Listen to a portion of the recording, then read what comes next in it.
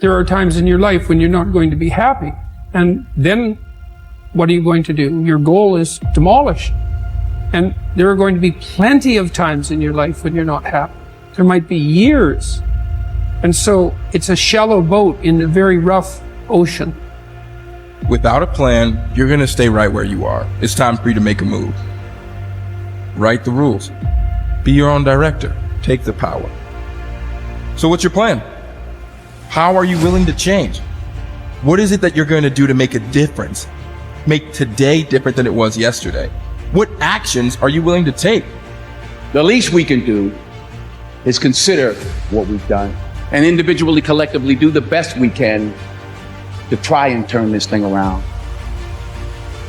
I blame no one. I look in the mirror. On the other side of it, what an opportunity we have, because tomorrow's the first day of the rest of our lives. So what an opportunity we have. For far too long, you've allowed the volume of your past misfortunes, your past setbacks, and your past failures to play way too loudly in your speaker of life. I need you to turn down your past failures and make room to turn up your future success.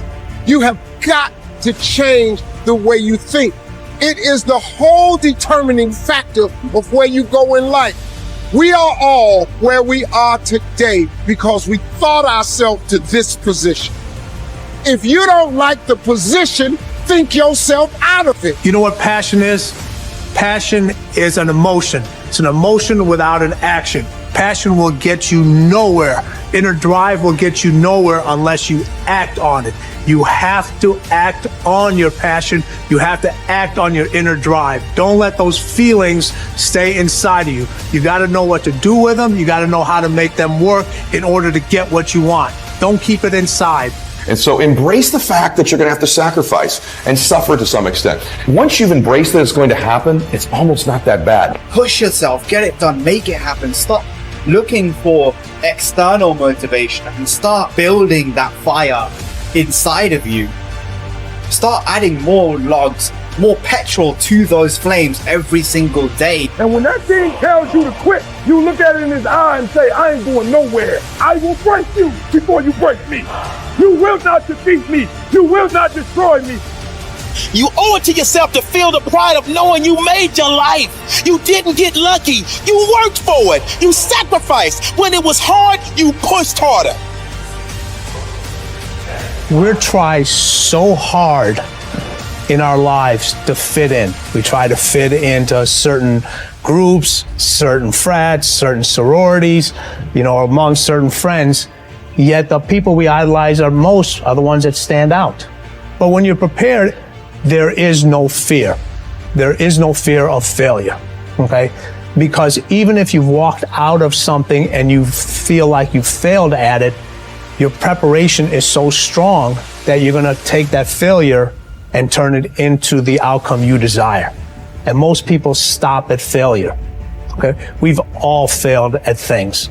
I'm gonna continue to fail at stuff, right? It's the most powerful tool you can use, but it all depends on how you use it. We talk about it in Relentless, okay? A scalpel, okay? In the hands of an individual, it can do unbelievable damage. In the hands of a professional, of a doctor, it saves lives. So it's the same thing with failure. It's how you use it. It's that drive inside of you, okay? It's what we talk about, the dark side. The dark side is filled with failure, but it's the fuel that burns you like something that's never burned inside you before. Fully mature people accept that their actions have consequences. A fully functioning adult knows that he or she can choose an action, but once the action is taken, both predictable and unpredictable consequences will follow. The true adult accepts that for every cause there will be an effect. For every action, there will be a reaction. You can choose the action before you act, but you cannot choose or control the consequence or reaction afterward. Intelligent adults are very careful about the thoughts they think and the actions that they take. They do not fool themselves or engage in self-delusion. They don't pretend that things might happen differently, nor do they trust to luck. Inactions also have consequences. What are called crimes of omission are often more serious to your long-term prospects than the mistakes you make. Omitting to think through your values, set clear goals, make plans, commit to excellence, and so on, can be disastrous to your possibilities of great success. The starting point of success is the acceptance of reality. What cannot be cured must be endured. Often people will come to me with challenges they are facing, and I will ask them this simple question: is this a problem or is this a fact? If it's a problem, it's amenable to a solution. There is something that you can do to change it. If you are not happy with the situation, it is up to you to go and do whatever you can to resolve it. A fact, however, is different from a problem. It is something that exists, like the weather, like rain or snow. There is nothing that you can do about it. You can solve problems, but the reality principle says that you have to learn to live with facts. Something unfortunate that has happened is a fact. A sale that did not go through, a business deal that collapsed, a relationship that didn't work out. All of these are facts. Many people waste an enormous amount of emotional energy struggling with facts when they would be much better off concentrating on doing better in the future. Your goal is to be happy, confident, and optimistic. The way that you achieve this is by making these positive responses so automatic that you remain predominantly happy, confident, and optimistic no matter what happens. You can achieve this result by taking specific, proven, practical steps that have been used by millions of people and which work with virtually unfailing certainty.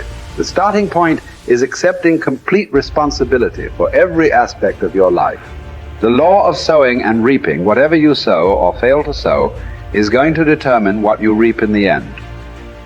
The law of accumulation reminds us that everything counts. Every positive step you take is moving you toward building a great life for yourself.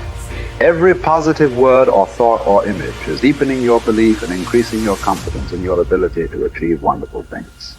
Finally, remember the law of reversibility. If you act in a manner consistent with high performance and high self-confidence, those very actions will generate the feelings consistent with them.